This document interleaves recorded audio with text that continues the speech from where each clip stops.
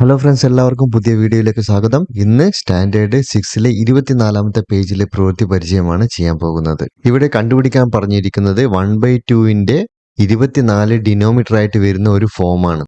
അതായത് 1/2ന്റെ 24 ഛേദമായിട്ട് വരുന്ന ഒരു രൂപം. ഫസ്റ്റിലത്തെ ക്വസ്റ്റ്യൻ മാത്രം വളരെ വിശദമായിട്ട് നമുക്കൊന്ന് ചെയ്യാം, നിങ്ങൾക്ക് എല്ലാവർക്കും മനസ്സിലാക്കാൻ വേണ്ടിയിട്ടാണ്.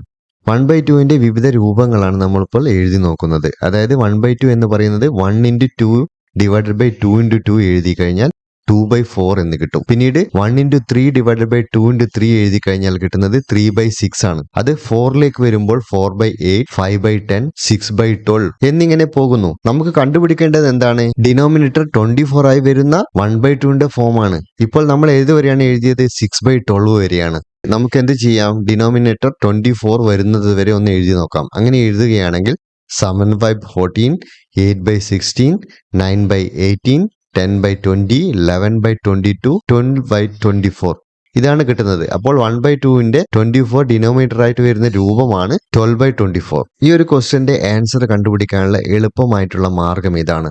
1/2ന്റെ 24 ഡിനോമിനേറ്റർ ആയിട്ട് വരുന്ന ഭാഗമാണ് കാണുന്നത്. അങ്ങനെയാണെങ്കിൽ 24 ഡിവൈഡ് ബൈ 2 കണ്ടു കഴിഞ്ഞാൽ ആൻസർ കിട്ടുന്നത് 12 ആണ്. അപ്പോൾ 12ാമത്തെ രൂപമായിരിക്കും ഡിനോമിനേറ്റർ 24 ആയിട്ട് വരുന്നത്. എല്ലാവർക്കും മനസ്സിലായിട്ടുണ്ടാവുമെന്ന് കരുതുന്നു. അടുത്ത ക്വസ്റ്റ്യനിലേക്ക് പോകാം. 1/2ന്റെ 24 അംശമായിട്ടുള്ള രൂപം കാണാനാണ് ഇവിടെ തന്നിരിക്കുന്നത്. ഇത് വളരെ സിമ്പിൾ ആയിട്ടുള്ള ഒരു ചോദ്യമാണ്. 1/2ന്റെ ന്യൂമറേറ്റർ 24 ആയിട്ട്, അതായത് അംശം 24 ആയിട്ട് വരുന്ന രൂപം ഏതാണ്? ഇനിയിപ്പോൾ അംശം 2 ആയിട്ട് വരുമ്പോൾ എങ്ങനെയാണ് ചെയ്യുന്നത്? 1 × 2 ഡിവൈഡ് ബൈ 2 × 2 ആണ്. അംശം അതായത് ന്യൂമറേറ്റർ 3 ആയിട്ട് വരുമ്പോൾ 1 × 3 ഡിവൈഡ് ബൈ 2 × 3. 4 ആയിട്ട് വരുമ്പോൾ 1 × 4 ഡിവൈഡ് ബൈ 2 × 4. ഇവിടെ കാണാൻ പറഞ്ഞിരിക്കുന്നത് അംശം 24 ആയിട്ട് വരുന്ന രൂപമാണ്. അപ്പോൾ വളരെ സിമ്പിൾ ആണ്. 1 × 24 ഡിവൈഡ് ബൈ 2 × 24. എല്ലാവർക്കും നല്ല രീതിയിൽ തന്നെ മനസ്സിലായിട്ടുണ്ടാവുമെന്ന് കരുതുന്നു. ആൻസർ വരുന്നത് 24/48 ആണ്. അടുത്തതായിട്ട് 1/3യുടെ രൂപമാണ് കാണേണ്ടത്. അത് ഡിനോമിനേറ്റർ, അതായത് ഛേദം 24 ആയിട്ട് വരുന്നത്. ഇതേപോലെ ഒരു ക്വസ്റ്റ്യൻ മുമ്പേ ചെയ്തതാണ്. അതായത് 1/2ന്റെ ഡിനോമിനേറ്റർ 24 ആയി വരുന്നത്. അത് മുഴുവൻ സ്റ്റെപ്പും എഴുതി നിങ്ങൾക്ക് കാണിച്ചു തന്നതാണ് എങ്ങനെയാണ് വരുന്നത്. അപ്പൊ ഇവിടെ നമുക്ക് ഡയറക്റ്റ് ആയിട്ട് ചെയ്യാം. 24/3 കണ്ടു കഴിഞ്ഞാൽ മതി. ഇവിടെ നമ്മൾ കണ്ടുപിടിക്കുന്നത് ന്യൂമറേറ്റർ ആണ്. അതായത് 24 ഡിനോമിനേറ്റർ ആയിട്ട് വരുന്ന സംഖ്യയുടെ ന്യൂമറേറ്റർ എത്രയായിരിക്കും എന്നാണ് നമ്മൾ കണ്ടുപിടിക്കുന്നത്. അതിനാണ് 24/3 കാണുന്നത്. അതായത് അംശമാണ് നമ്മൾ കാണുന്നത്. മനസ്സിലാക്കാൻ വിഷമമുണ്ടെങ്കിൽ ഒന്നുകൂടെ നമുക്ക് ഇത് എക്സ്പ്ലെയിൻ ചെയ്ത് നോക്കാം. ഇനി നമ്മൾ നോക്കാം. 1/3യുടെ ന്യൂമറേറ്റർ 4 ആണെങ്കിൽ എങ്ങനെയാണ് എഴുതുക? 1 × 4 ഡിവൈഡ് ബൈ 3 × 4.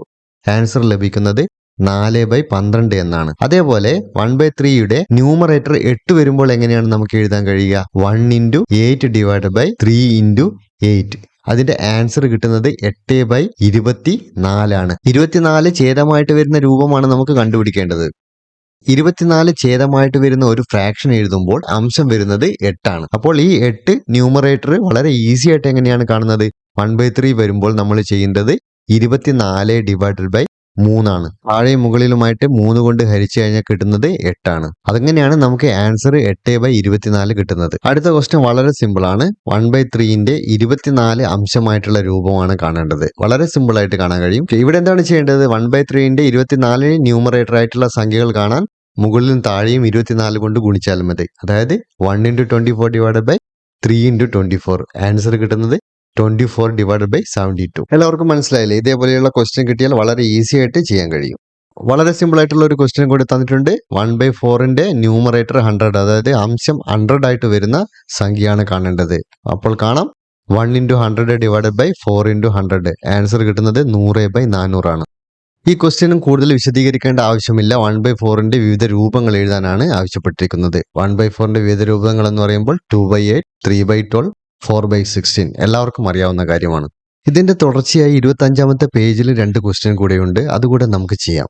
ഇവിടെ തന്നിരിക്കുന്ന ജോഡികളുടെ ഡിഫറെന്റ് കോമ്പിനേഷൻസ് എഴുതുക, അതായത് വിവിധ രൂപങ്ങൾ. ഇപ്പോൾ എഴുതുകയാണെങ്കിൽ 1/2നെ നമുക്ക് 2/4, 1/3നെ 2/6 എന്ന് എഴുതാൻ കഴിയും. 3 ന്യൂമറേറ്റർ വരുമ്പോൾ ഇവിടെ കിട്ടുന്നത് 3/6 എന്നാണ്. ഇപ്പോൾ നമുക്ക് ഒരേ ഡിനോമിനേറ്റർ, അതായത് ഒരേ ഛേദം വരുന്ന 2 സംഖ്യകൾ കിട്ടി. ഒന്ന് 2/6, അടുത്തത് 3/6. ഇതേപോലെ തന്നെയുള്ള 3 രൂപങ്ങളാണ് കണ്ടുപിടിക്കേണ്ടത്. ഒരു ജോഡി കണ്ടുപിടിച്ച് എഴുതി കഴിഞ്ഞു. ഇനി 2 ജോഡികൾ കൂടെ കാണേണ്ടതുണ്ട്. ഇതുപോലെ എല്ലാം എഴുതി നോക്കണമെന്നില്ല. അതിന്റെ ഷോർട്ട് കട്ട് എന്താണെന്ന് കൂടി ഞാൻ നിങ്ങൾക്ക് പറഞ്ഞു തരാം. താഴെ 3 ന്യൂമറേറ്റർ ആയിട്ട് വരുന്നതാണ് എഴുതിയത്. ഇനി 4 ന്യൂമറേറ്റർ ആയിട്ട് വരുന്നത് എഴുതി നോക്കാം. 4/12 ആണ് വരുന്നത്. താഴെ 1/3ൻ്റെത് 4/12 എന്ന് വന്നിട്ടുണ്ട് അല്ലെ. ഛേദം വരുന്നത് 12 ആണ്. അപ്പൊ അതേ ഛേദം മുകളിൽ വരണമെന്നുണ്ടെങ്കിൽ 6 കൊണ്ടാണ് ഗുണിക്കേണ്ടത്. അത് നമുക്ക് മനക്കണക്കായിട്ട് കാണാൻ പറ്റും. അടുത്ത കോമ്പിനേഷൻ വരുന്നത് 9ലായിരിക്കും. അതുകൊണ്ട് നമ്മൾ 7ഉം 8ഉം എഴുതി നോക്കേണ്ട ആവശ്യമില്ല. 9/18 കിട്ടും. താഴെ ഛേദം 18 കിട്ടുന്നത് അംശം 6 ആയിരിക്കുമ്പോഴാണ്. അപ്പോൾ നമുക്ക് ലഭിക്കുന്നത് 6/18 ആണ്. മറ്റൊരു പെയർ കൂടെ കിട്ടിക്കഴിഞ്ഞു. 6/18ഉം 9/18ഉം.